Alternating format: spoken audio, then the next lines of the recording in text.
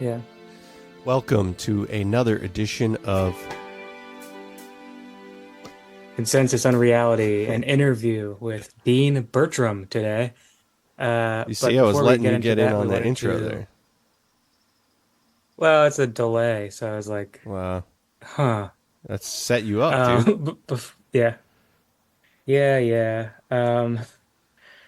Pretty soon, if you're a member of the Patreon Print Club tier, you will be getting issue 2 of the Journal of Shells, along with some surprise consensus unreality ephemera that will be coming to you soon. If you're not a member of the print tier of the Patreon, that is the best way to get these sort of experimental publications we're putting together, although you can buy them.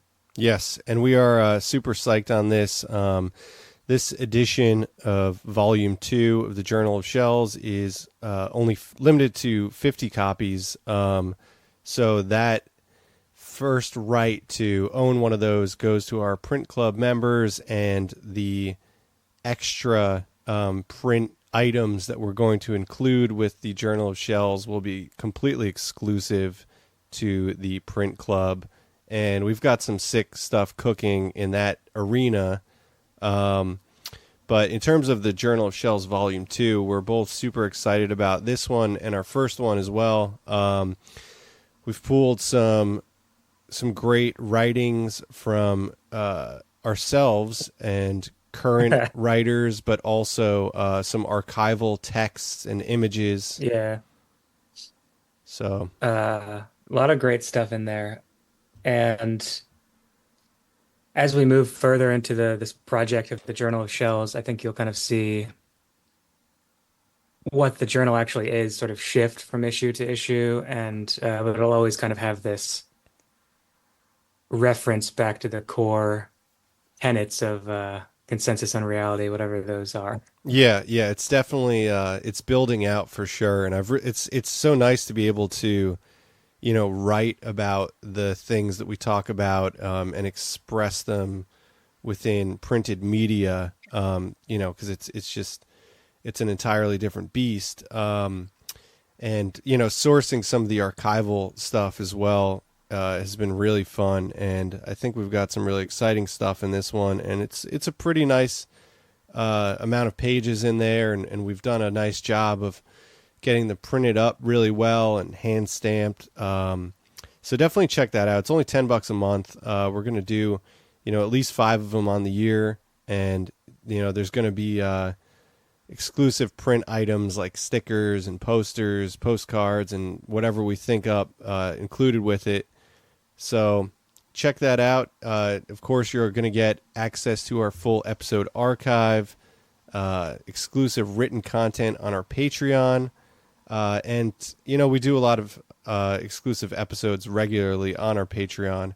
So all of that for $10 a month. If you enjoy what we do, that is the best way to support us and let us know that we're not dropping the ball. We're not goofing off here. This is serious stuff. And if you want to hear sort of the more esoteric side of the podcast, not in terms of occultism, but in terms of bizarre details and flights of fancy, that's sort of what the Patreon offers in part, as well as longer form discussions on topics that we might not always get to in a public interview or a public, more focused episode. So the Patreon's kind of the place to see the actual factory that produces this information. It's the real tumble down the rabbit hole, so to speak, right? Yeah. So check that out. Patreon.com/consensusunreality. Thanks for listening and enjoy the interview. Cool. All right. Welcome to another episode of Consensus Unreality. We're joined today by Dean Bertram, who is the host of Talking Weird, a podcast and radio show, and is also the director of the recent short, The Shaver Mystery, a short documentary about a figure very beloved to this podcast, Richard Shaver. as well as the forthcoming The Man Who Invented Flying Saucers. It's still in progress, which of which the Shaver mystery is a component. That's right. That's correct. And yeah, so we're going to talk about Shaver and the weird terrain in general today. How you doing? Good. Any day I get to talk about Richard Shaver is a good day. I agree. Yeah, yeah. Yeah, yeah. Nice. So I guess a good way to get into it would be, what about the Shaver mystery and Richard Shaver himself, uh, in this, field full of interesting, Gray Barker, like all these like really fascinating characters. What about Shaver drew you in the most? Do you want to can I do a slightly longer story?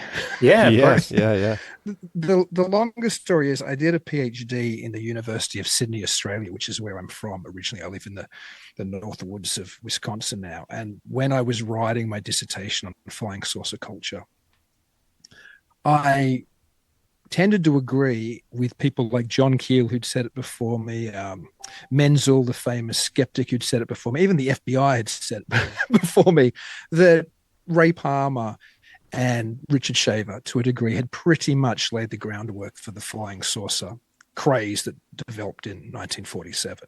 As anybody who's familiar with the story, and I'm not sure how familiar listeners are, maybe I'm treading too much old ground, but essentially, in the lead up to Kenneth Arnold's sighting, the Shaver mystery had been running in the pages of Amazing for about 2 to 3 years beforehand, along with a lot of other Fortean content. So this science fiction magazine had almost become a proto-paranormal or a proto-UFO magazine. So much so that the June 1947 issue of Amazing Stories was the all Shaver mystery issue. It was just Shaver mystery stuff and stuff related to the Shaver mystery.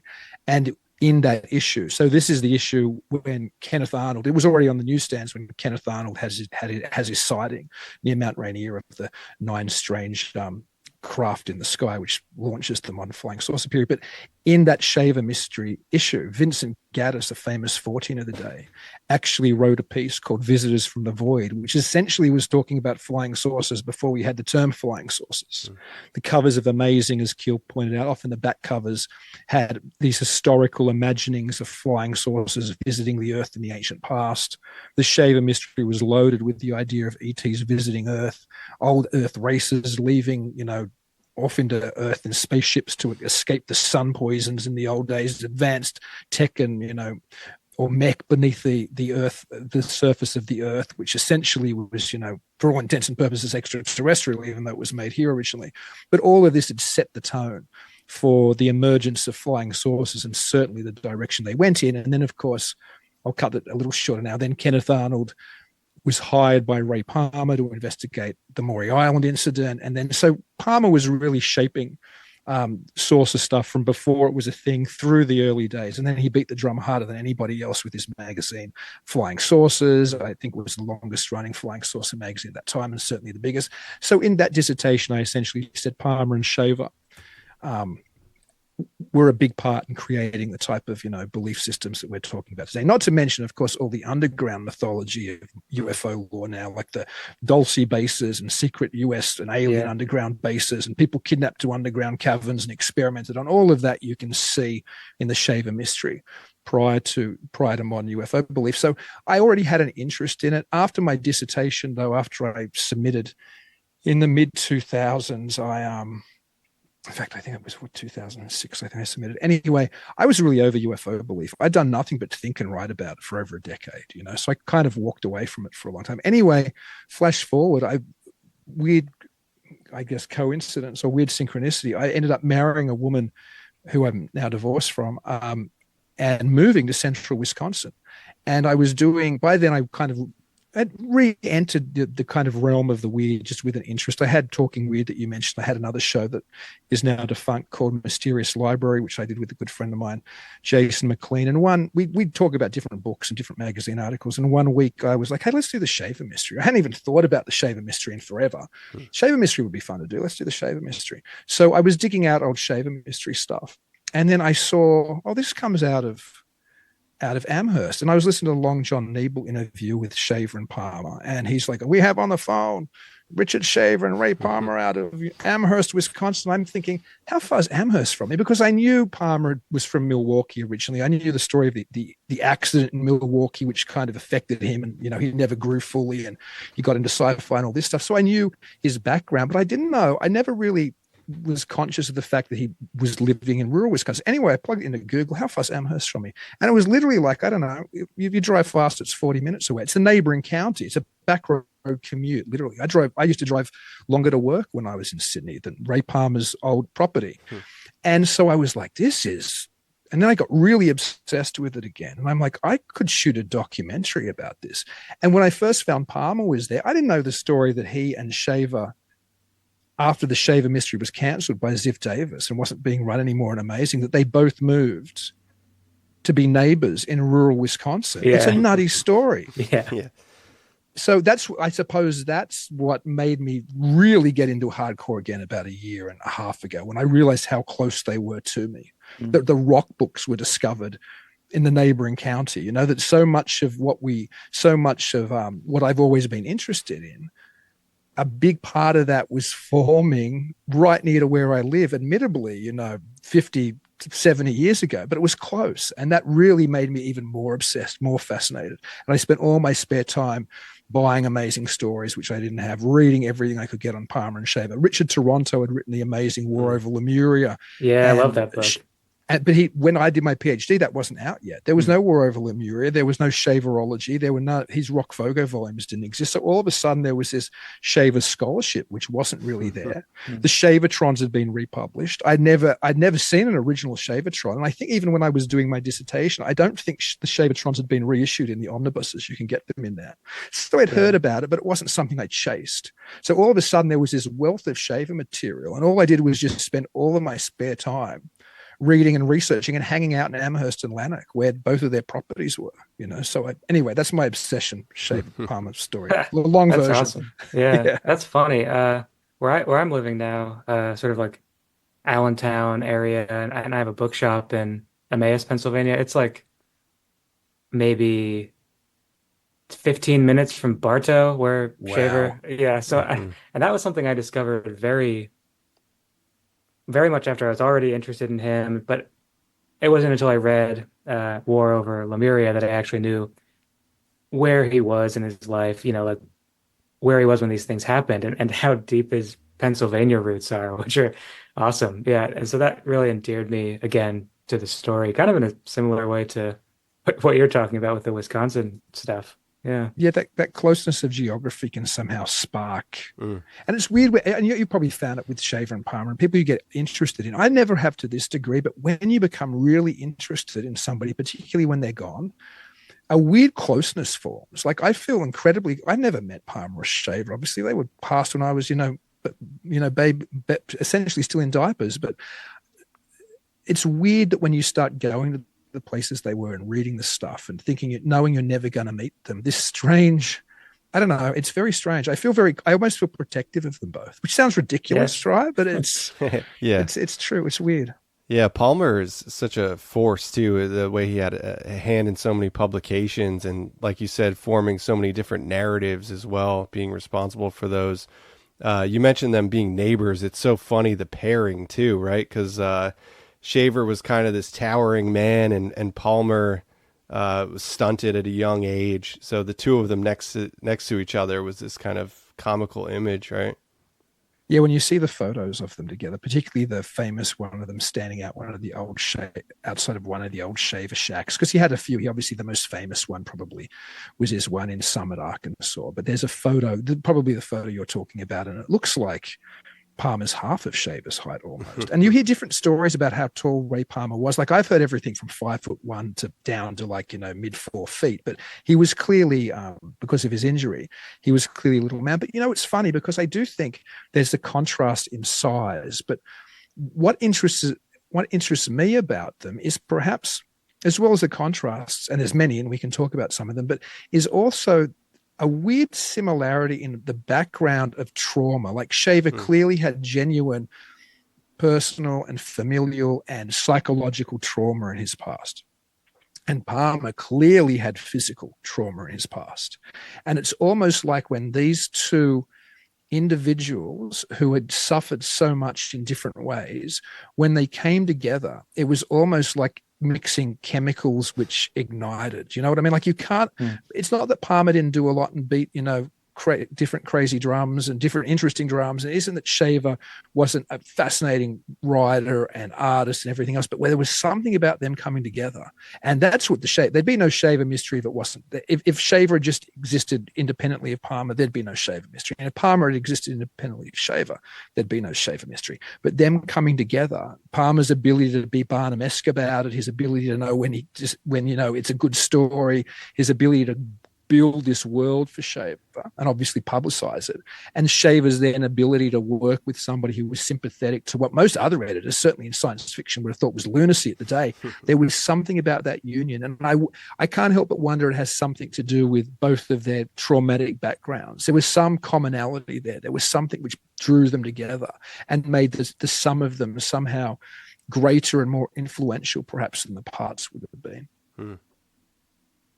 Yeah. So I guess since it was like pre-flying saucer as a cultural object, do you think Shaver wasn't do you know how Shaver was thinking of his experiences? Was he thinking of them in like in a sense that do you know what it's kind of a hard question to phrase. Was he thinking of them in terms that Palmer saw as like, oh, this could be like sort of a mythologically useful device, if that makes sense? Yeah, I think I see what you mean.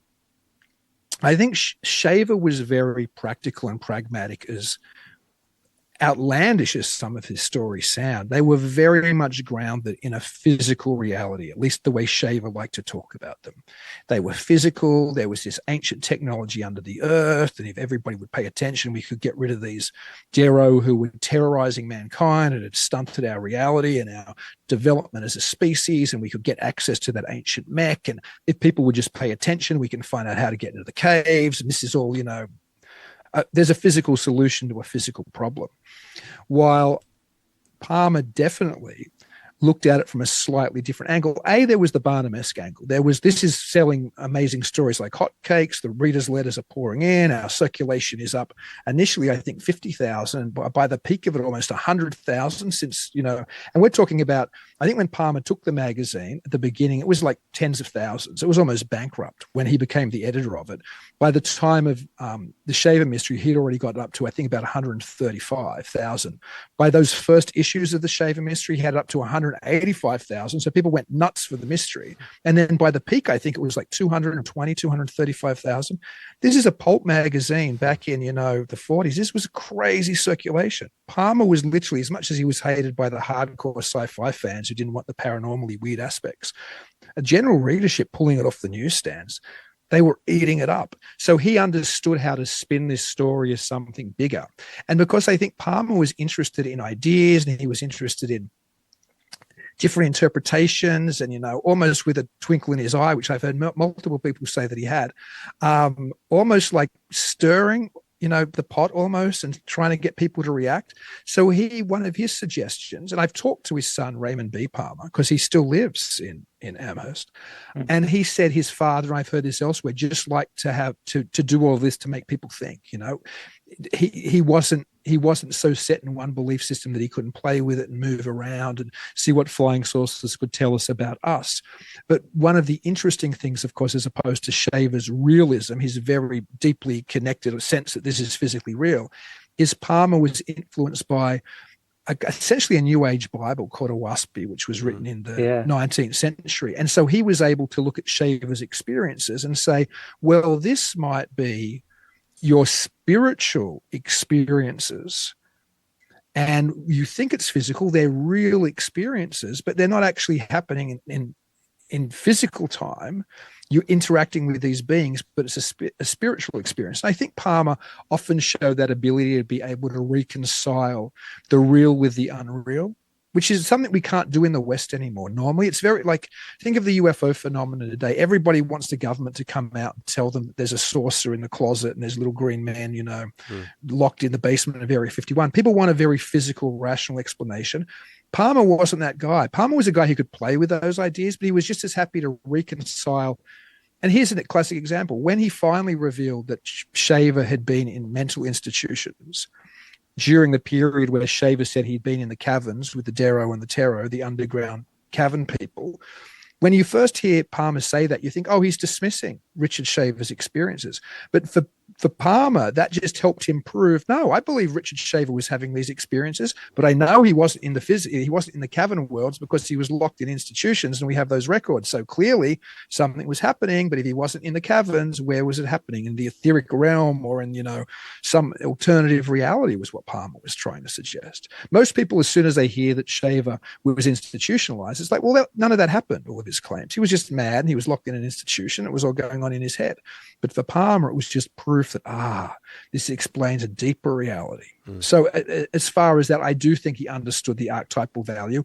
Even the very first story he published in Amazing Stories, he kind of ghost wrote a manuscript that Shaver had sent to him, and Palmer retermed that I remember Lemuria because he understood Lemuria was very popular in New Age circles at the moment. And when he put Lemuria on the cover of Amazing Stories before, it had sold very well. Shaver never mentioned Lemuria. Shaver mentioned Atlantean civilizations, but he never mentioned Lemuria. But Palmer understood, well, that's kind of an archetypal idea, which is hot with the New Age folks, or whatever you call the New Age folks back in, the 1940s. So he threw that on the cover. So I don't know if that answers your question exactly or not, but no, it does. It was more sort of a path that we could look down, and I think that's exactly kind of what I was interested in. What about the controversy about Palmer writing Shaver's stuff and that whole thing? Where do you kind of land on that? Do you think it was a I mean, it was obviously a collaboration, but to what, like, some people would say, oh, Palmer wrote all of them, and Shaver was just like, his like muse or something. No, I mean, I don't agree with that second interpretation. I think in fairness, we know that very first story, I Remember Lemuria, which was, I think, a 30,000 word novelette, right? Mm-hmm. Palmer had adapted essentially a manuscript describing Shaver's, I guess, cosmology of the Darrow and the Terror and the Atlans and the Terrans and everything that had happened in the past, and he turned it into a sci-fi story.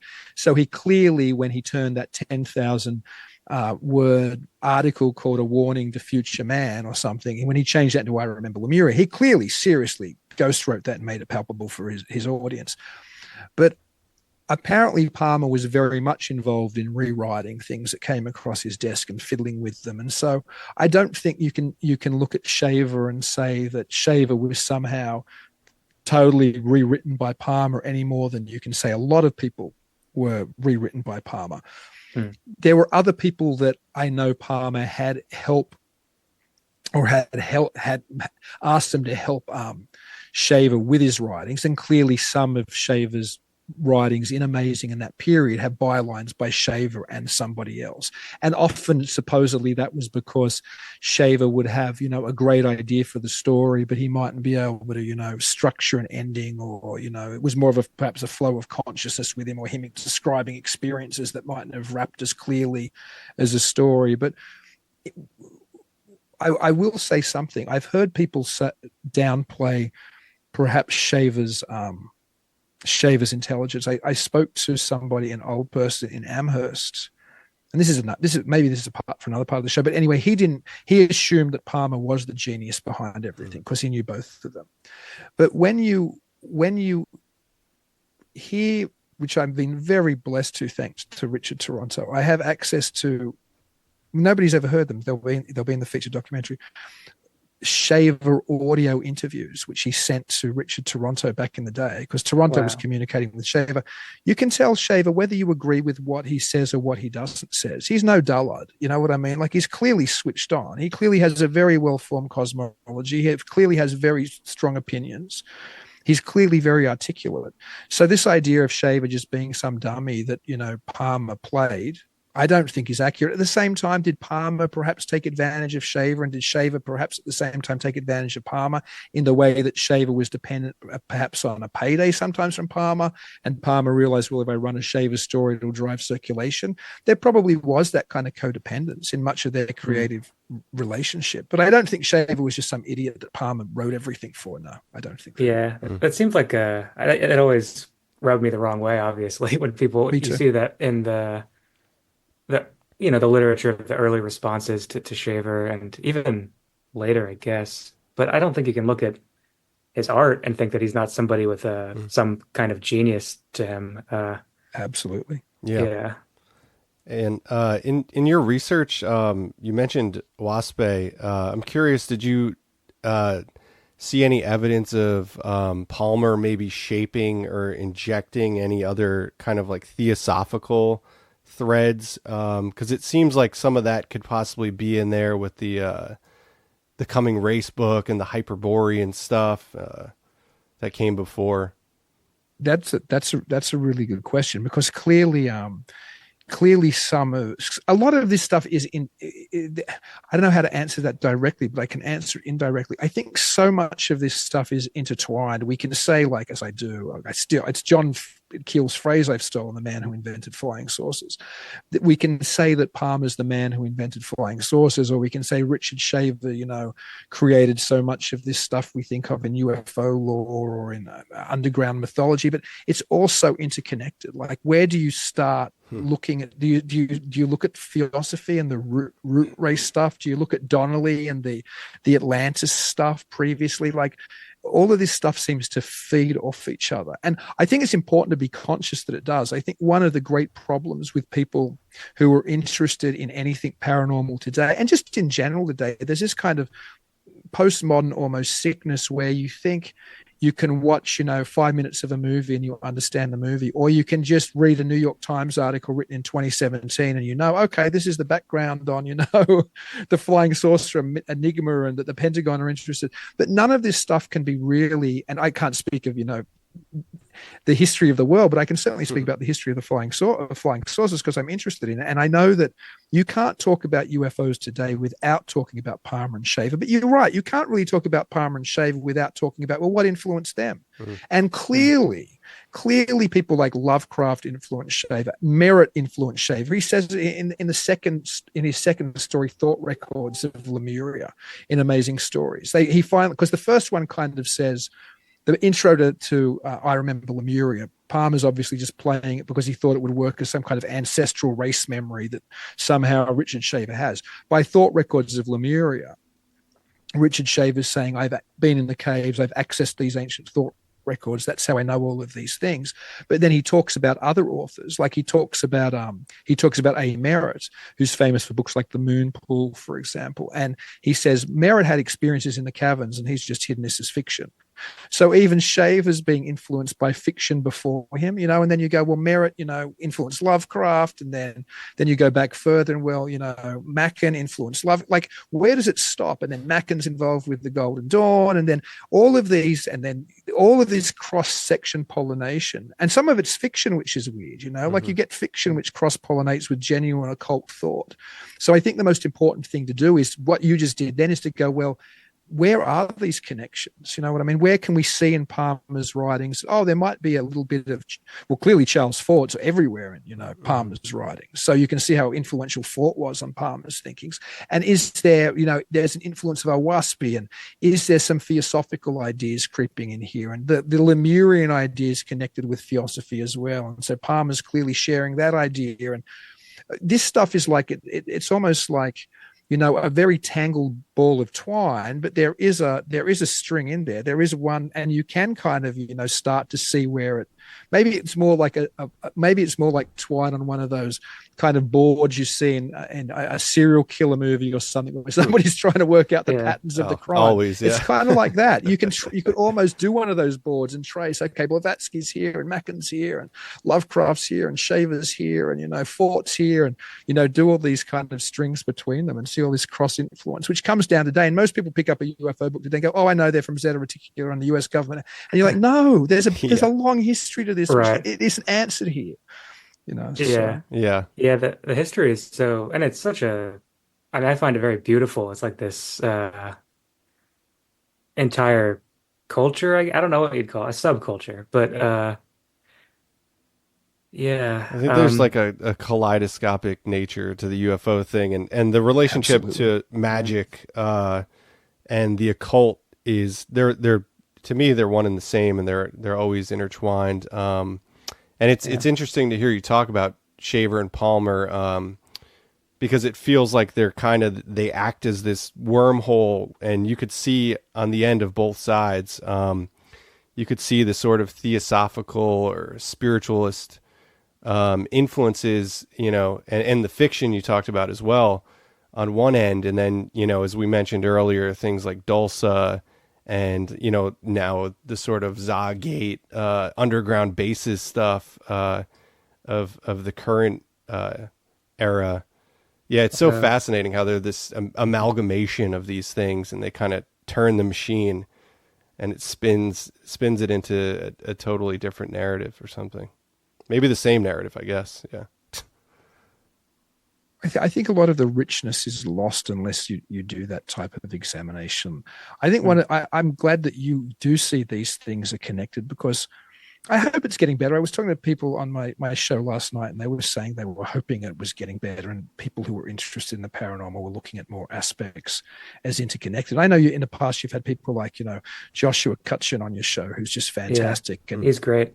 probably better than anybody who's writing at that type of level, which is, I mean, it's not academic, but it is academic. Let's be honest. He should have got it. He could have submitted Ecology of Souls and got a PhD for it. It's a Yeah. fantastic book. Yeah, But somebody who can look at this and research it so extensively and show the research and show you, yeah, there's a commonality between fairy faith clearly and UFOs clearly, and not just say it, but actually, Yeah. cite it, cite all these references. And there's a correlation with, beliefs about death, and there's a correlation with Bigfoot over here, and there's a correlation with all of these things, because I don't think any of this can be understood independently. And I think the great mistake that's been made in all of these groups, and I don't even know if there is any answer to find, to be honest. It doesn't mean there isn't an answer. It just means I'm not sure if we can ever find it. But you get the UFO people who've particularly the nuts and bolts type people, who've always thought the answer is somehow you're going to be in, the Pentagon's basement, or you get the ghost people who think somehow they'll get that irrefutable, voice recording of great Auntie Gertrude in the back hallway of their mansion, or you'll get the Bigfoot people who think they're going to find a body or some hair sample which proves something on some DNA level, and they're all searching for these weird little scientific proofs which somehow vindicate their beliefs on what they think the reality of their specific interest is. But if all of these things are somehow interconnected, the same way magic is interconnected with these belief systems, the same way I think the entire paranormal, without understanding there can be a holistic approach, then I think you're at a loss to begin with. And the fact that none of these groups have made any advances at all in proving any of their points or demonstrating anything to convince the scientific establishment, which I think is the wrong way to go anyway, but that's what they want to do. They want to convince the scientific establishment, most of these right, yeah, groups, that they're correct and there is extraterrestrial life visiting us, or there is a hairy hominid running around the woodlands of America, or that there is life after death and the dead still visit us. But the fact that they haven't been able to come any closer to cracking the consensus egg indicates to me that they've clearly been doing it the wrong way. Like, there's no different. We're no closer to any solution to UFOs than we were when Donald Kehoe was talking about it and thinking there was some, massive cover up and they just have to tell us. It's the same narrative that was happening in the 50s. It it's just spun true. Yeah, around. It's bizarre. But if you listen to people like Palmer were far more switched on. Like, when I pulled out more Palmer stuff recently, I'm like, he was talking about it being like fairies in 1950 before Vallejo was talking about this. You know what I mean? Or Mm-hmm. so there were people who were always aware that it had something to do potentially with more than what the mainstream of all of those subcultures was saying. And I think the solutions were back then in the writings of people like, Palmer, or not the solutions, at least the way forward. And maybe we need, but ironically, at least with the UFO thing, we seem to be going, doubling down on the fact that the government know the answers. So who knows? right. It's kind of something that I think we've talked about it on the show before, but I think about it in this way. you're trying to sort of find the grail or something like that, but the grail isn't necessarily a physical object or something. You're trying to, it's like this hunt. You're on forever. You're trekking and you're, using all of these technologies to try to approach this thing that Mm. uh, is very simple to approach if you approach it in the right way, which is with this air of mystery, I guess. Oh, I Yeah. love that analogy. I love the Grail analogy. I've never heard that before. That's great. Yeah, Yeah. I think like Jung understood too that, there's an undeniable technology to UFOs, but it's linguistic and it's importing from other worlds like these archetypes and world shifting concepts and stuff, which I think is an undeniable technology in itself. And I don't know, he was kind of theorizing that is the makeup of it, I guess. It's kind of this messenger from the realm of the creative unknowable or something. And I think a lot of the better researchers in the space have said similar things. I think Patrick Harper in mm, Demonic Reality suggests that there's something more important to be learned from it. Clearly, Jacques Vallée talks about there being, as he always has it, there's a signal somewhere in that noise. And how do we get to the signal? How do we get a peek into the control booth to see what it's actually doing? And perhaps they're the things we should always have been asking instead of how do we prove ETs are visiting the planet? It should have been, what does this phenomenon tell us about the reality we're living in? What does this phenomenon tell us about ourselves?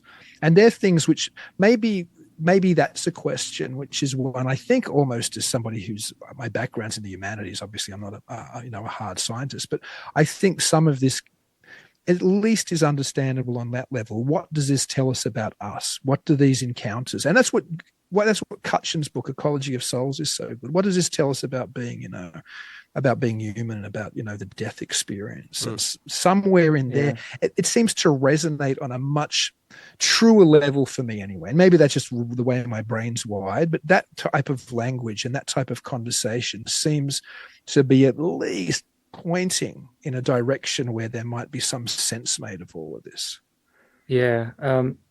What do you think of Whitley Strieber's work? It's kind of, I feel like obviously it's a big topic to Hmm. cover, but that a lot of what you just said, and of course, uh, Josh Cutchin's book is, in some ways set off by Strieber. Mm-hmm. And it just came to me now that I feel like Strieber is in some ways a later shaver in some way. Hmm. That's a very good point. It's funny when you brought him up, I started to think the same thing. I thought that's weird. They're science fiction writers, and they both say they've had these Right. experiences, Yeah. which is strange. I mean, I find Strieber's work immensely interesting. I also, I always have to shift between, a healthy skeptical hat and, I don't know, being, and I try not to put an unhealthy skeptical hat on, because the unhealthy skeptical hat, to be honest, and I've thought this, would be like, well, Strieber knew how to write a heck of a story anyway. You know what I mean? He'd Yeah. already dealt with humans being messed over by non-human entities. He already knew clearly how to plug into these archetypal ideas.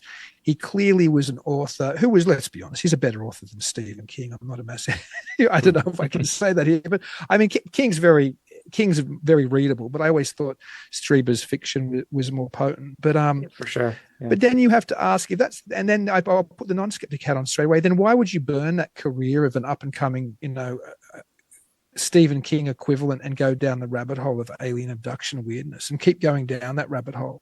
If you could have just been another one of these hot, Dean's, Kuntz, Stephen King's, my books are everywhere, and I'm talking about some make-believe stuff. Why say no? The make-believe stuff's real. The devils are real, or the demons are real, or whatever they are real, and they're coming and taking us in the middle of the night.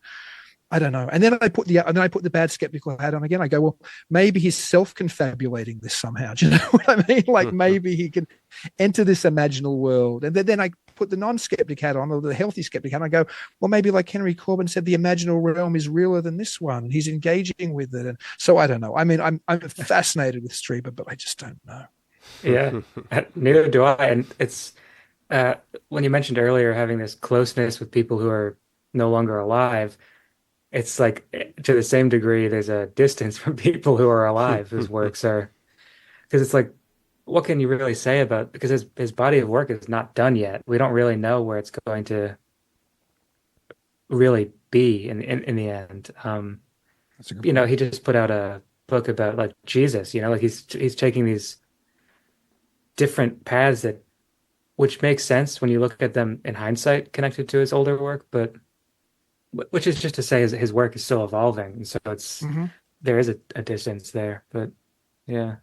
I used to listen to his Dreamland all the time, which he took over from Art Bell. Like I was a big fan of that show, so I clearly like Strieber. I was lucky enough to at Midwest Weird Fest, the festival I run in Eau Claire, Wisconsin. We were lucky enough to world premiere Alien Abduction Answers, which was directed by the experiencer himself, John Yost, and features Strieber in a very heavy capacity. I think Strieber's excellent in that film. There are things Strieber says. I don't know if it's the introduction to breakthrough or transformation. It's one of those, and he says something. Well, actually, maybe it's his. I think it does. Maybe he writes the intro to Kenneth Ring's book on alien abductions and near-death experiences. What's that called? The Amiga something. Maybe it's in there. Anyway, in one of these introductions, he says something along the lines, which I think is so telling, and maybe this is my favorite thing he's ever written. It was something like, my abduction experiences, I'm totally paraphrasing here. My abduction experiences were so boring and mundane. I thought that my subconscious or my unconscious should be able to come up with something better than this. So I said, let's go, or something like that. Mm. And I thought that's so self-aware that he knows he's plugged into something, but he also knows he's co-creating in the capacity that Greg Bishop would write about in the excellent essay he has in the late Robbie Graham's UFOs, Reframing the Debate, the idea that somehow he's engaging with this.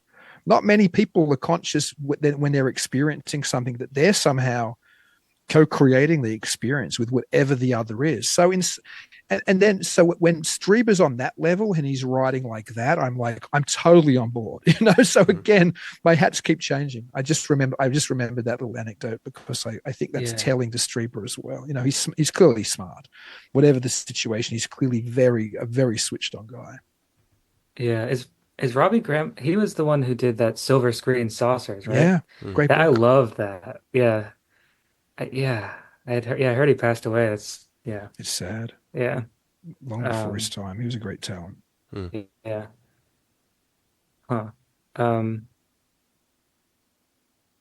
Yeah. The Strieber stuff is so strange. What were you gonna say, Dave? That stuff is even there a little bit with Barker, right? Because I was reading from They Knew Too Much, and it's kind of out of the bag at this point that Barker is such a trickster, and yet that book starts off with a letter from the guy down the hall of the office that he worked at, who ran the newspaper in town in West Virginia, and saying how legitimate Gray Barker was about his UFO research and all this stuff. In the air of that trickster myth making, there's still something genuine about experiencers and I don't know, tapping into that creative realm. I'm curious. Yeah, it's Barker. It's hard to peel out like where he landed at the end, because you have that, of course, the iconic poem "Saucer of Shit" or whatever, right? Yeah, and all that. But yeah. But Barker, I think Mosley said, I met Mosley back in the day and got drunk with him in Clearwater, Florida, which was one of my greatest moments ever researching UFOs. But Mosley in the documentary Shades of Grey about Gray Barker, I think he mentions that if they were hoaxing or there was a hoax, Barker would just say, well, that's part of the pattern. Right. It's part of the phenomenon, and he's so right. It is part of the phenomenon. I wonder if we're too quick to throw out, or I shouldn't say we, because I'm sure we three aren't, but I wonder if ufology, for an example, or any of these, different subgroups are too quick to throw things overboard that they assume are a hoax. Like the contactees, for example. John Keel, I think rightfully so, took the contactees very seriously when most people in ufology weren't taking hardly any UFO humanoid contacts seriously. I mean, there's a great what's the humanoids book, Charles Bowen, who's the editor of that, which came out around the time the Condon Committee released their report, which was one of the first serious books which really looked at humanoids. But NICAP didn't want anything to do with humanoid reports, let alone the contactee reports. But let's just say some of those contactee things were hoaxes, and I'm sure we're all, probably we're all probably comfortable saying that some of it was hoaxes. Hmm. But does that mean that those people didn't have experiences and then didn't feel like, well, I need to give a physical proof to the world, so I'm going to take a fake, phony source of photo so I can prove to people who say it's all BS? I don't know, but I do suspect that whatever the reality about the contactees' experiences or not, that has as much to say about the nature of UFO reality as the Betty and Barney Hill experience. Like Hmm. Yeah. all of these things tell us something about the phenomenon. And that might be that the phenomenon in large parts is sociological and psychological. That could be what it has to tell us about it. But just to throw it overboard, oh, this is nonsense, blonde haired Venusians, we're throwing that overboard. Like, to me, it seems silly to throw overboard anything which was that significant to the development of, of ideas and thoughts and belief systems around this stuff.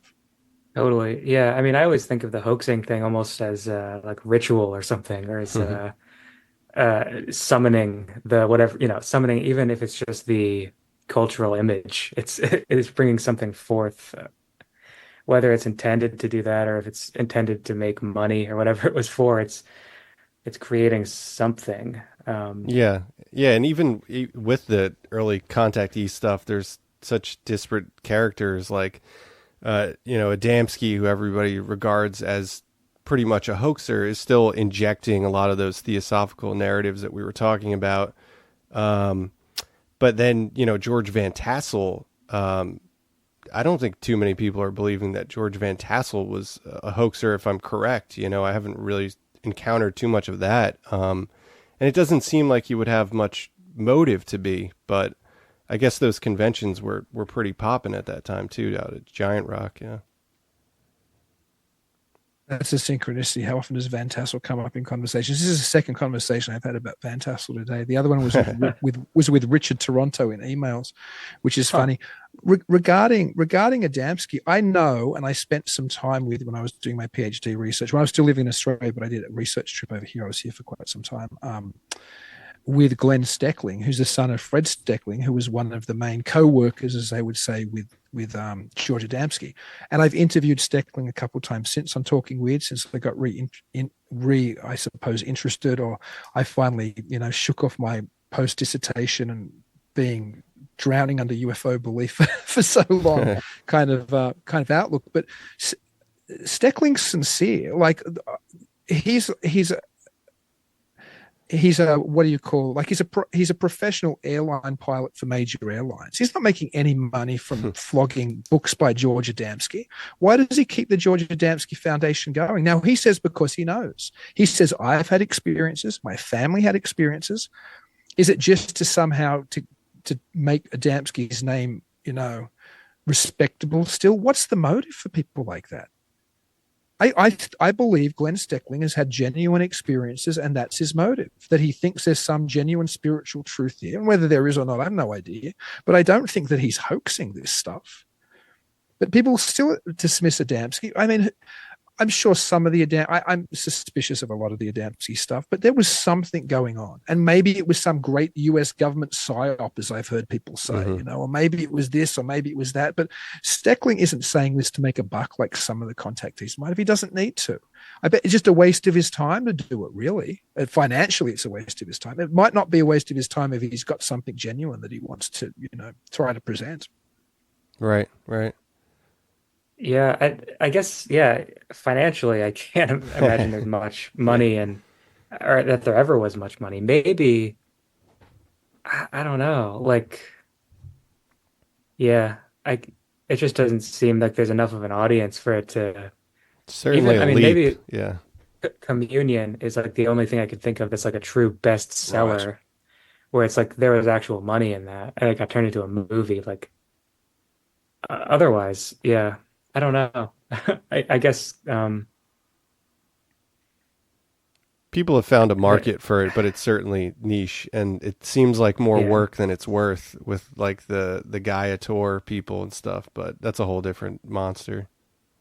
Well, you guys even know doing like podcasts like this, it's just work. You know what I mean? You only do it because you love it. You don't do it because you're making bank out of it. You know, like Yeah. it's just, you know, well, we mentioned Barker then. I do have to say, and you guys have read They Knew Too Much About Flying Of Saucers, course, which yeah. incidentally is one of the best written. It still is one of the greatest reads in the whole field. Those early books are so much better. It's almost Like, funny how much he's Yeah. trying to scare the dickens out of you. oh, it's so good. It's like Kill's Mothman Prophecies. They're Yeah. probably, for literature, they're my two favorite UFO books. They're just fantastic Yeah, they're literature, right? Yeah. But in not the introduction, in the early stages of They Knew Too Much About Flying Saucers, Barker does one of the greatest overviews of the Shaver mystery I think I've ever read. It's a fantastic overview.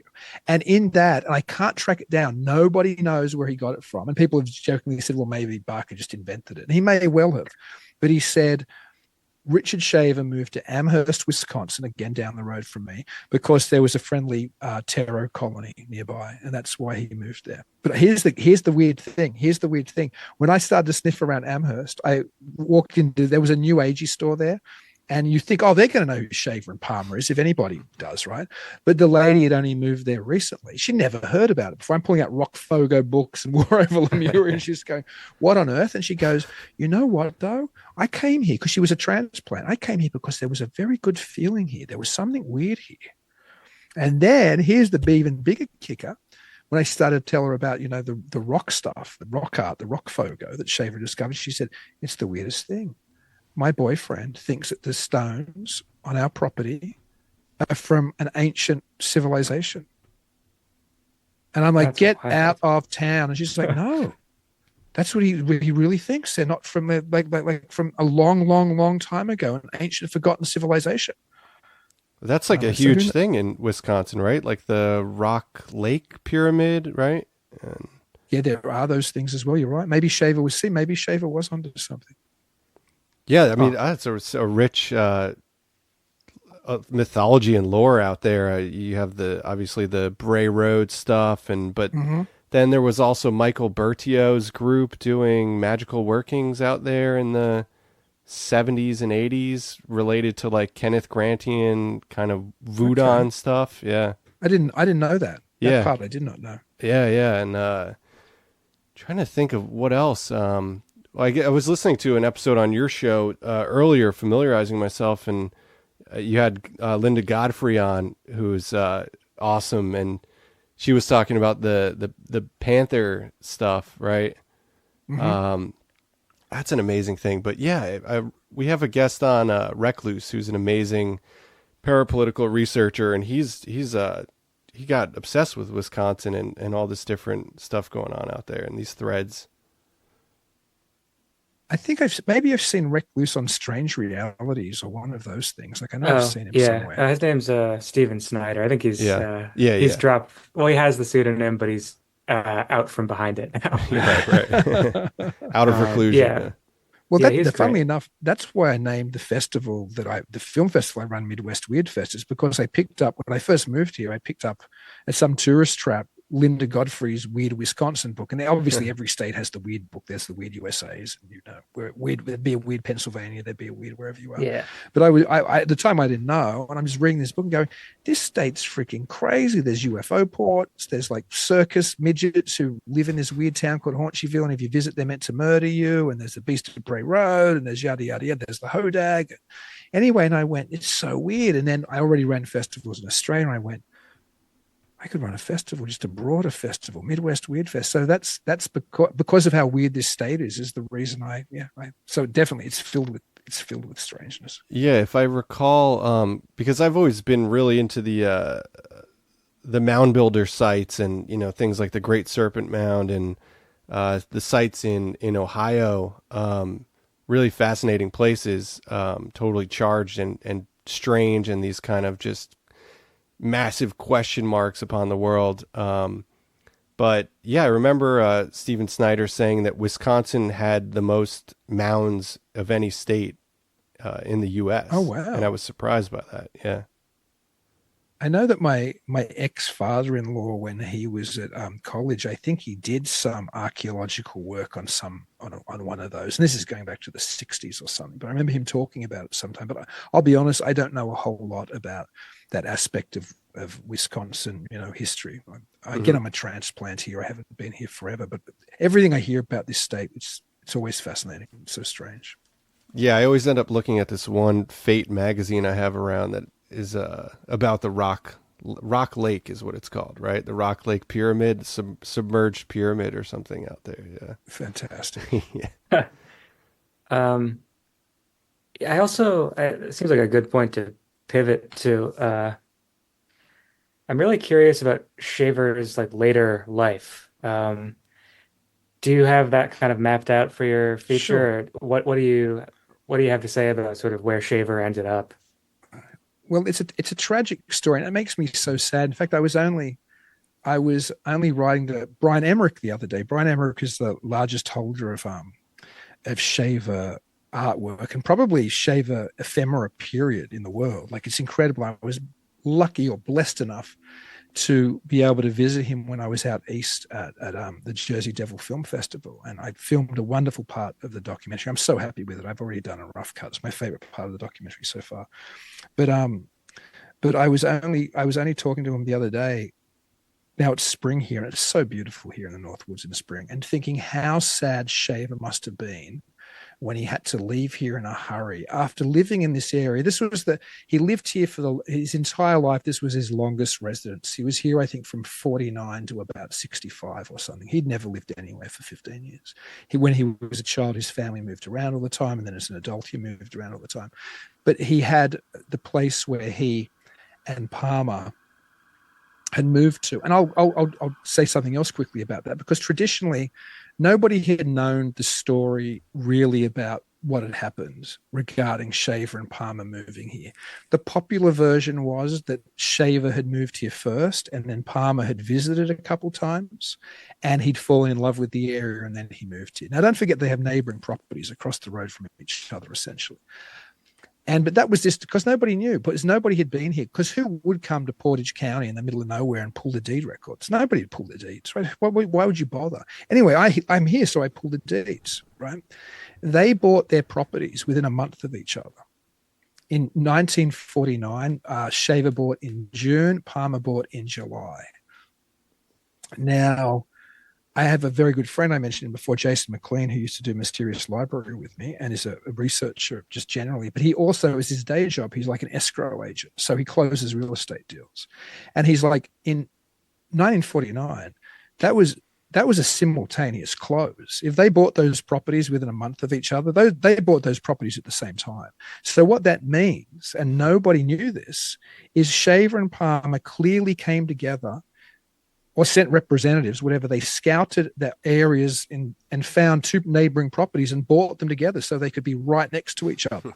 Now, that puts an entirely different spin on the relationship. If you're moving from Chicago to middle of nowhere, Wisconsin, and you're coming together as two friends, like that's a big move. I don't have a friend I'd move to the middle of nowhere with, and I have some good friends, but that would never occur to me.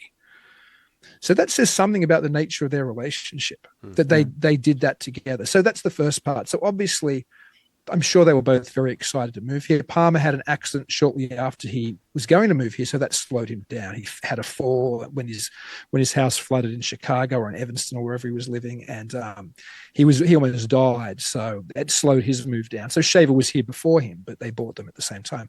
Anyway, this is the tragic part of the story. William Hamling was one of Palmer's editors or associate editors at Amazing Stories, and because he ran a number of pulps for Ziff Davis, and Hamling almost got on the ground level with Hugh Hefner for Playboy. Hamling, they almost did it together, and then they didn't, and then Hamling regretted it, and he started to do his own skin mags. Anyway, in the 1960s, he was, and I mean, you say pornography, but it probably wasn't even that strong then. He was doing adult literature paperbacks, right? And apparently, when the bottom fell out of science fiction magazines, a lot of those writers moved to writing adult fiction. Anyway, they decided to start I guess a shelf company, or well, shelf company is the wrong term. Like, just a kind of a forward-facing, front for their company, and they did it in Wisconsin, and I think it was called Freedom Publishing or something. Anyway, they convinced Shaver to be like, I don't know, like the CEO or the director of the company. He didn't do anything. He just got a $200 a month check to sign the forms whenever they needed to be lodged. And I think Palmer was like on there as like, I don't know, the secretary or an officer or something. And Shaver's wife was on there as well. Anyway, the law descended and it became a freaking scandal in this state. Amherst man and porn publishing thing and da. And of course, what happened? The media camped out at Shaver's place, like they just descended upon it. But what happened when they knocked on his door and asked him about the porn scandal? What did he start to talk about?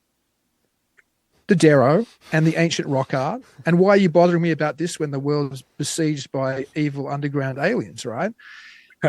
Anyway, long story short, Shaver flees Amherst. Palmer manages to, maybe because he was well known in the area, I think and this is something I realized when I started digging around and talking to people, hardly anybody remembered Shaver. Lots of people remembered Palmer. And Palmer, I think he was like on the school board, and he might have been like in the Lions Club or all of these kind of, he had a printing business and employed lots of local people. He had, through big parties at his house, him and his wife taught the kids swimming lessons at their lake dam that they owned. Like, he was a real part of the community. He had kids in the school system. Shaver wasn't a big part of the community. And what people started to tell me that I talked to here, just a couple of old timers who remembered, nobody even remembered Shaver, was that Shaver was not well regarded, which is so sad. One of them told me that that they called him Rock Nutson behind his back, which is horrible. That man also remembered, can you imagine, this is 1950s America. Not 1950s America, even 1950s rural conservative Wisconsin. At the Portage County Fair, Richard Shaver had a booth for his rock art. Can you imagine showing rock photo in 1950s Amherst, Portage County Fair? And this man, I remember my mother clearly dragging me away from it. And other mothers were as well, because he's got all of this, maybe not totally kid-safe material, but it's weird anyway. And so he clearly wasn't well loved. And I heard other stories. I won't go into all of them because I think I do. I mean, like I said, I'm very protective of Shaver. But I think he got a kind of bum deal there. Anyway, he fled.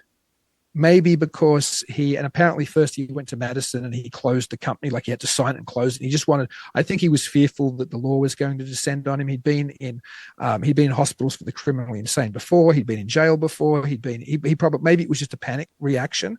But one of the old guys I talked to again here, the same guy who told me the story about the Portage County Fair, said, I don't know, but I always thought that the sheriff probably paid him a visit and chased him out of town, or told him you've got a day to get out of town, because in that time period there'd been another sex scandal and the sheriff had done the same thing. They didn't want that kind of scandal in the area in the 1950s. You didn't want to have some weird pornography scandal or some weird sex scandal. And that might very well be why Shaver fled. And as he said, I left $1 million worth of rock books behind. That's what Shaver said. Anyway, he fled and he ended up in Summit, Arkansas. And his sisters apparently bought the property from him in Wisconsin because they're on the deed afterwards. And I think even Richard Toronto might talk about that in one of the books, probably just to give him some money so he can start again. And I think they might have bought the house for him and his wife Dorothy because his sisters had more money and remained on the deed in Summit, Arkansas. But when Shaver moved to Summit, Arkansas from the mid 60s until the mid 70s, he was there for a decade. That's where he had his most famous, I suppose, rock shack or rock studio, where he would do his rock phogo and where he would have signs up, on his little cottage on the highway, and people could come in and look at his rock art. And that's what he focused the rest of his life really doing, doing the art, doing cuts from rock, sending them out to people, trying to prove that there was this, ancient archaeological or artistic, or he'd even say photographic evidence, because he said the rocks had photos in them that backed up everything he'd always been saying. And he died penniless in Summit in 1975. It's such a sad story. Yeah, I mean, yeah, in some ways he couldn't exist today. That kind of person, just those circumstances would never exist today. But I wish I could have stumbled on him at, a fair selling his stuff. I would, Imagine. I would do Well, you could have. anything. Well, you could have gone to his house. He had people apparently it would drive Dorothy insane. People would just roll up. Yeah. Like just roll up. Oh, we've come to see Richard, and he'd be welcoming. And oh, you want to stay for a couple of days? Can you imagine just some crazy person showing up and wanting to talk to you about the rock books? But I'm sure Shaver in a way loved it because you could tell he liked, sharing these ideas and talking to people. So, but yeah, it's a different world today. That's for sure. Yeah. Isn't that a crazy little history there too with the adult literature? Because then you have Robert Anton Wilson and Bob Shea writing for Playboy in the 60s. That's kind of a crazy thread there, the relationship between the weird para material and adult literature magazines. Yeah. There could be a book written about it. I wonder if there is. That would Yeah. be fascinating. Yeah. Yeah. Yeah, well, like you said, all the sci-fi writers, like Robert Silverberg was super prolific. Mhm. I forget who else, I but think even Harlan Ellison wrote some adult stuff for a while, didn't oh he? yeah, he had yeah, it's yeah the cross pollination of those genres. Certainly, yeah, that deserves its own study sometime. Huh? Yeah, I didn't. Next PhD. Right? Yeah, yeah. Um, yeah, that's very yeah. I mean, I knew Shaver's story is a sad one, as a lot of these kinds of visionary artists have this kind of struggle with existing in the world because the world is not always kind to people who see it in a way that's not just different, but sometimes maybe dangerous. Like if somehow like Shaver's if we lived in a world where Shaver's ideas were taken quite seriously and somehow applied, Well, these they are are though, right? Like yeah. in a weird Oh, roundabout way, yeah, they are. I mean, there's that's true. a, Yeah, a the million culture. people online right now talking about underground bases and all this, evil entities and underground bases and stuff. Some vindication there, perhaps, Yeah, for who old Dick knows? Shaver. Yeah. Huh. Yeah. What do you think? Do you think the relationship between stuff like the Dulce base and the sort of well, Hollow Earth precedes Shaver, of course, but like the sort of later UFO tinged like military underground base stuff, how much do you think that is really like just reiterating the Shaver stuff? Again, I think it's definitely all interconnected. When, Mm. of course, there were Hollow Earth theories long before Shaver, both in fictional literature as well as people who actually had, genuine bona fide theories about the Hollow Earth and wanted to plan trips to the poles to enter the holes. But it's interesting that Palmer, of course, who was always able to play with different ideas. If you look at some of those flying saucer magazines from back in the day, he's got like covers, photos with like the holes in the poles, and Yeah. he's got stories Yeah. about it inside. So even Palmer was beating that drum for a while, though I think later Palmer might have come out and said that some of that stuff wasn't legitimate.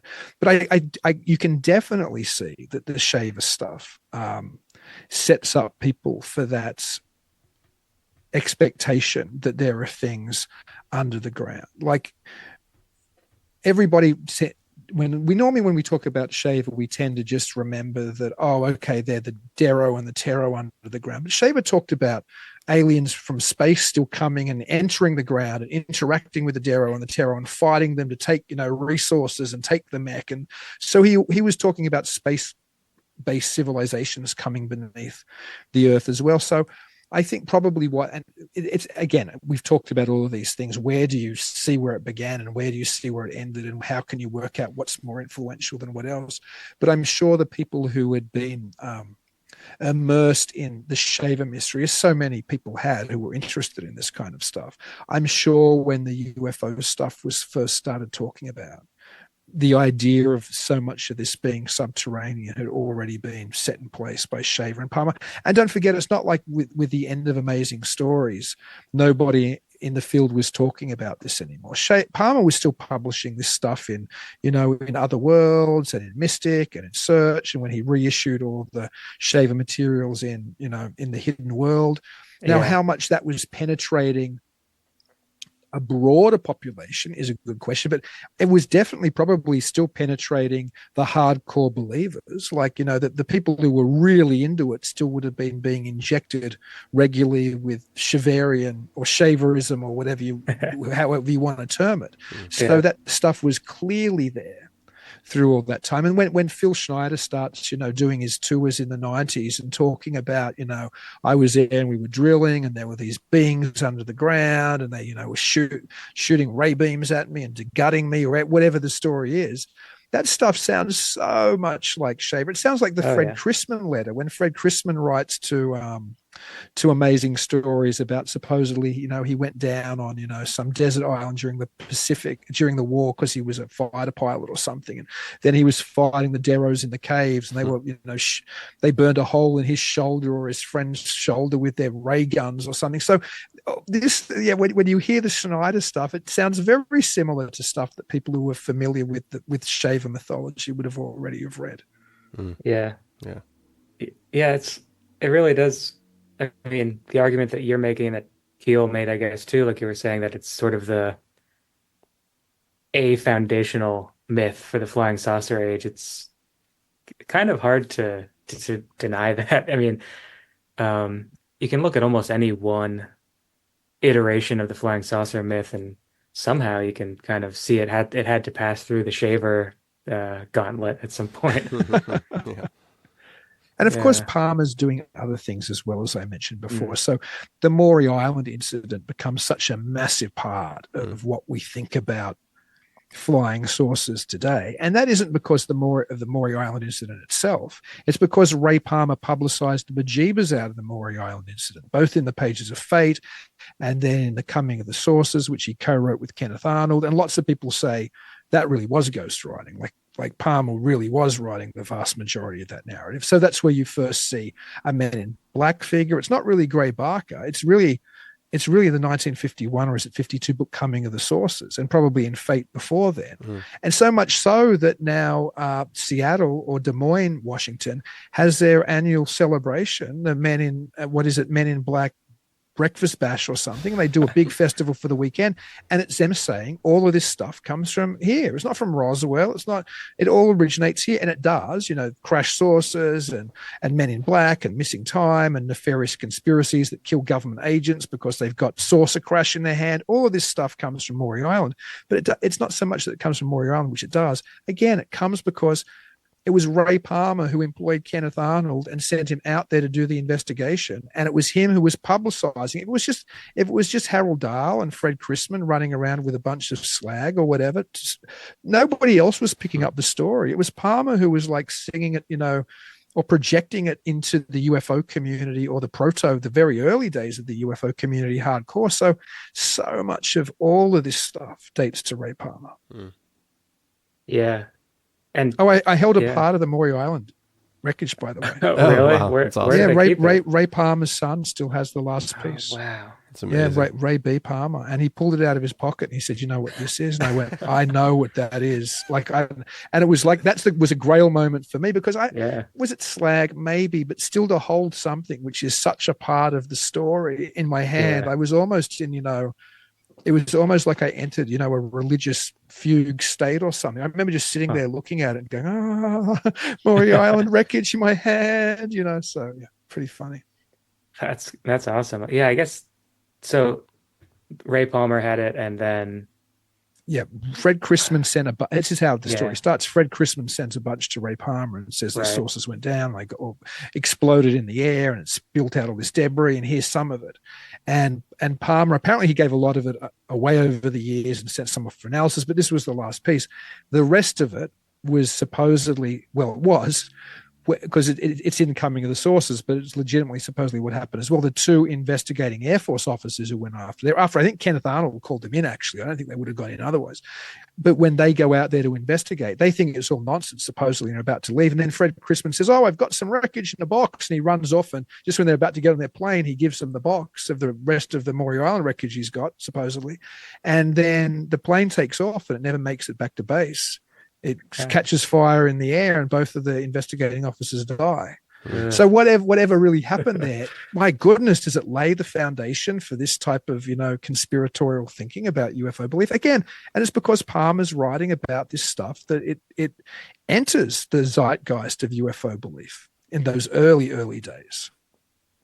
Yeah, that's like holding a relic of a Catholic saint or something, right? That's what it felt like. Yeah, it was crazy. Huh. One kind of last thread I wanted to bring in was we've kind of talked about the sort of nuts and bolts obsession of the current like popular UFO front, but how do you think these figures, like the sort of the rotating cast of whistleblowers and stuff, how do you think they fit into the history, with the Shaver stuff in mind? How do you think they fit into the sort of tradition? Like, because it feels like it's reinventing itself every time, right? Like, or it's replaying the same dance. Like people like Grush and non-human biologics. Yeah, right. That's a good question. I'm not sure of it. I'm not sure how well it fits into the broader Shaver picture. I think in a way it fits. Although it certainly fits into the Maury Island wreckage stuff, right? Like there's a commonality there for absolute sure. I think it fits more into the kind of, the alternative Keogh mainstream narrative, which became the narrative that the US government know and they're not telling us for whatever reason. And that's the stuff that I'm super wary of and super suspicious of, because it might have nothing to do with the phenomenon. This could all be government spin, and I suspect that it probably is for whatever reason. It seems to be, now I'm going to sound like I'm wearing a tinfoil hat, but it seems that all of this stuff gets leaked out in the same channels and pushed in the same directions by people who are allowed to leak this information. Like if Snowden has to flee to Russia, right? Why can Grush stand before Congress and talk in kind of clouded messaging about biologics or whatever it is, and speak about people being hurt and killed, and like really? And he was the guy who co-drafted or helped draft the legislation that let him come out and make these claims. Like it seems like there's an engineered path for the disclosure of UFO information, and it seems to travel through the same people. Like the fact that Leslie Kean co-authors, and who's the other guy, David Blumenthal, writes the 2017 piece on the front of the New York Times thing, and then they're the same people who write the Grush piece in the debrief. You know what I mean? It's like there's channels of information. But I'll tell you what is fascinating, and this is something which I think is worth, and I don't know what it means. But what I find interesting is, while, as we mentioned before, while it hasn't caught up to perhaps the general public or the general believer that whatever the UFO phenomenon is, it very well likely is not extraterrestrial hardware and little grey men traveling here in tin cans. But when you listen to the people who seem to be front and center in the disclosure movement, whether it's the press who are interested, from Leslie Kean to Tucker Carlson, whether it's the people who are to the Stars Academy, from Tom DeLonge to Hal Puthoff, whether it's whistleblowers like David Grush, whoever, all the people who are front and center in this kind of disclosure push, they've all said in recent times that this isn't extraterrestrial, that we're dealing with something else, spiritual or interdimensional or whatever. And that hasn't kind of permeated the mass consciousness yet. But the same people that I'm suspicious of giving me any information, because it seems to be channeled and directed information, that they are also saying that this isn't extraterrestrial now. Now, that doesn't make me believe it really is extraterrestrial, because I'm very, but it makes me think, why is this the messaging which is said in all of it? Why is that and I don't have the answer. I really don't, but it makes me think, why? It's strange messaging to put in there. Yeah, we've pondered a lot. The language of the messaging is fascinating, and breaking that down and what the implications could be of the language. If this were isolated, this quote I'm about to say, it would kind of sound funny, but I think Grush is kind of like a magician in that what he's putting out there, it almost has this initiatory nature to it, where it starts out as one thing, but the more you hear him talk, there's all these kind of indicators that words and stuff act in different ways and have these cagey multiple meanings and stuff. And, they're like words that he's using intentionally act as cachets. For what reason specifically, whether that's to disclose or write legislation about artificial intelligence. I mean, that's one thing I've thought a lot. Interesting. Because that language seems to be in that bill. But then you also hear about, the metamaterials and the type of research that they're doing with that in like zero gravity and stuff. So is it putting forth some language to, I don't know, disclose that kind of technology or something? I don't know, but it is strange. Like there's an initiatory nature to the things that he's saying. I hadn't thought of it that way, but that is fascinating. Yeah. Like hypnosis or something, or in what would the word be? Like injecting certain concepts into the mass It's mind. you could tell, like, even in that disposition, Grush's disposition, like the wording is so deliberate, and that's not just, that's not by chance, right? Like you're saying, it's that's coming down through channels, but then for what you have to start to look at, why is it those specific words, and avoiding certain things, and non-human intelligence or biologics is a word that can mean something totally different in a different arena of research. It's really interesting stuff. I mean, it kind of hurts your brain, because that's the one where it's like you cannot get into that citadel. You won't know, but Right. you're very curious to know, or at least I am. Oh, we all are. Well, anybody who's paying attention, I think, is interested to know what it all means. Yeah. I don't think we're ever going to get the answer, by the way. But there's my Yeah. my negativism or my pessimism. But would we ever be satisfied if we did get the answer? No, Well, maybe the asking more UFO questions. community, Yeah. the UFO community might be like, if they said, yes, we have bodies. Yes, they were from Zeta Reticuli. Yes, we have sources we back engineered. There'd probably be a big party. Yeah. Oh, look what Jeremy Corbell and George Knapp got us. We finally have the disclosure we've wanted. Get the cigars Yeah. out. Yeah. That would be pretty funny to see, man. I would love, a win, a big exhale on X.com, I try to avoid X, but when I get on there, it's just like this barrage of very nuts and boltsy stuff, and then the most like outrageous kind of conspiracy theory stuff. I feel like the less you look at X, the more it throttles like 3 of the most insane tweets you've ever read in your life at you in like 3 seconds, He's tuned that algorithm. He's a real magician, Musk, because the way he's tuned that algorithm now is like some mind warp stuff going on there, but incredible. Yeah. And don't forget, he's the one who says we're not in base reality as well. Right. So who knows? That would be too bad. I always thought I was. I always thought I was in base reality. Yeah, you're a pretty based guy. But yeah. So when can we expect to see some of your some of this documentary trickle out? You're taking the short on the festival. What are you doing with that? Yeah, I just started submitting aggressively, literally within the last month, and I was very lucky to quickly get into one which had a late deadline, which was Jersey Devil. I submitted like the day before their deadline ended, and then they announced like a week or two later. I'm like, oh, I'm in, that's great. So there's a lot of deadlines still coming up with festivals that haven't announced. So hopefully, if people go to the Facebook page for the man who invented flying saucers, or this might be easier to remember, theshavermystery.com, and remember to include the at the front, so theshavermystery.com.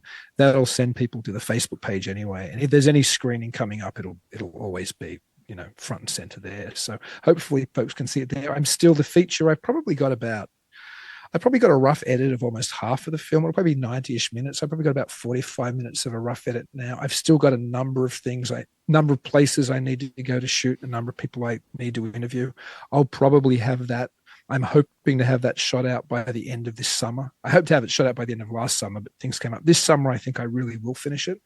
And then that means by the time I get very busy with the festival, I run Midwest Weird Fest from the fall through March after that. But that means I'll be posting it a little bit as far as, doing post-production on it. So hopefully by about this time next year, the feature will be ready to start to send out to festivals as well, which will be super exciting. But in the meantime, the Shaver Mystery short should be dancing around the festival circuit. Yeah. Awesome. That's awesome. Yeah, that's incredible. I really liked it. Well, thank you, guys. I think, it's the kind of thing that people want to have, for all of the major threads in this field, and a lot of them just don't get it. So it'll be cool to have like a film to reference in terms of this Well, thank you. piece of the puzzle. Yeah, and we didn't even really talk about it too much, but it's incredible to not only do all this research, but then to put together a documentary and the production of that. I can't even fully imagine. That's a whole nother monster there. It's fun. It's very rewarding to see things I've thought about for a long time, on my editing system. And I'm like, I've got the images, I've got the ideas, and to be able to, and I'm lucky that so many of the people that I've interviewed so far have just been so wonderful. Again, Joshua Cutchin's in the film, Nathan Isaac's in the film, probably lots of people that you actually know, Steve Ward, who else is in it? Gabriel McKee, who's a wonderful. In fact, Gabriel McKee's about to have. It'll be out soon. You guys will love this. He's an actual academic scholar. He just wrote a biography on Gray Barker, like the first serious Gray Barker, like academic level Gray Barker biography. That's great. Tim Schwartz, who edited one of the posthumous Shaver books, which Timothy Green Beckley printed. Richard Shaver and the Inner I knew Earth, I recognized that name. Yeah. He's also on the Paracast. He does that. With who's the main Paracast host? Gosh, my mind's gone blank at the moment. But anyway, so there's a lot of wonderful people in the documentary, and the fact that I have Shaver audio in the documentary that nobody's heard now, I'm so excited about that. I can't even say how blessed I am that Richard Toronto is letting me use that stuff that's never been released. So it was an interview with Shaver from Richard Toronto, or it was an archival thing he got? No, it was he apparently when when Shaver was still alive and he was regularly communicating with him, he sent him, and thank goodness he did, he sent him tapes and said, hey, can you answer these questions on tape for me? Wow, so he's talking about the Shaver mystery. He's talking about Rockfogo. He's talking about other things and to hear his voice, because the only other known recording of Shaver is that Long John Nebel show. Yeah. And Shaver's kind of curt on that show. Like he doesn't, he answers very, very quickly the questions. Like it's like, what would happen if you went down in the elevators to the, the inner earth? Wouldn't come back up. What was that? You would not come back up. Why? Secrecy, you know what I mean? Like he's not going into the details, but this is Shaver just speaking on almost essay form, kind of flow of consciousness thinking. It's so wonderful. So to have it was again, Richard, this film wouldn't be the film that it is if it wasn't for Richard Toronto. And people who are interested in this, who haven't read War Over Lemuria, who haven't read Shaverology, the Shaver Mystery Home Companion, who haven't read his Rockfogo books, which are just beautiful coffee table type books. They're so pretty. His 2 volumes on Rockfogo art. And who haven't read Shavertron, which is available in 4 omnibuses. If you're interested in this and you haven't read that stuff, just get it. It's so good. It's such an entry point to this world. Yeah, his work in this field has been really incredible. War Over Lemuria is not just for like Shaver and Palmer people, but just as a source for that era of publishing. It's just really, for sure, really excellent. Yeah. Yeah, one of my favorite books, life-changing for me because it helped me go in the direction that I am, because without it, like for one quick little thing, which I wouldn't even have known, in War Over Lemuria, it talks about how Ray used to go to Fleming's Cafe every morning on his way to go to the post office, because obviously he had a postal business. He was, sending out magazines and probably getting, subscriptions in. So he went to the post office every single day. I actually heard that he turned a local post office. I think there used to be classes, like a class 1, a class 2, a class 3. He actually made Amherst post office jump up a class because of all the additional mailing, because Yeah. of Palmer Publications and Damn. Amherst Press running out of there. But that he'd go to Fleming's every morning and hold court there, and he'd talk to people if they were interested in the Shaver mystery and the old Palmer, the old Amazing Stories days and all this other stuff. And so I'm like, I wonder if it's still there. And it was still there. And I just got in it since closed. And I talked to That's awesome. the daughter of the mother of the current owner, who's the current owners were the grandchildren of the original owner, Catherine Flemings, but one of Catherine's daughter would serve Ray. She remembered him clearly. I got to talk to her. Yeah, I remember him coming in, and he'd be talking about stuff, and it was like, wow. So Yeah. if it was little leads like that, I never would have known that Palmer went every day and had coffee at Fleming's every morning. So yeah, if it was, and that's just one example of thousands. If it wasn't for those books by Toronto. Yeah. Well, amazing Yeah, that's stuff, great and stuff, yeah. congratulations. Really excited about seeing the full length. We'll be looking out for that. Well, thank you so much. And you guys should come on Talking Weird as well. I'd love to have you both on. It'd be a lot of fun. Oh, that'd be fun Yeah. for sure. Yeah. Let's do it. Yeah. Yeah, I'll hook you up soon. Let's stay in contact. Thank you, guys. I had it's so much fun talking to you. You Yeah. guys are so Likewise. knowledgeable in this stuff as well. It's very rare, by the way, to bump into people that were this switched on. So thank you. Right on. Yeah. Yeah, Agreed. we appreciate it. We have a good time here. Well, thanks again, and thanks for listening. As always, we'll catch you soon.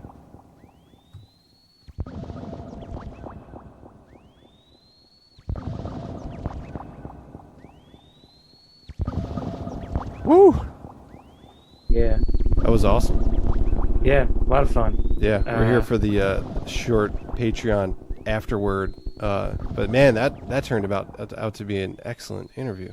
Just incredible. Yeah. I mean, I could talk about Shaver for years, and I tried to stay away from the minutia, and it's cool to talk to someone who knows vastly more about Shaver than me, which is like there's probably like 10 people like that in the world. Just Yeah, for sure. I know that is it's such a rare thing, but also at the same time isn't hyper isolated on Shaver, but understands the greater Yeah. cultural significance of it. Oh yeah, yeah, and yeah, I think that's necessary for the kind of documentary it seems like he's doing. We both saw the short that he was talking about, and that is, I think, it's sort of like a piece.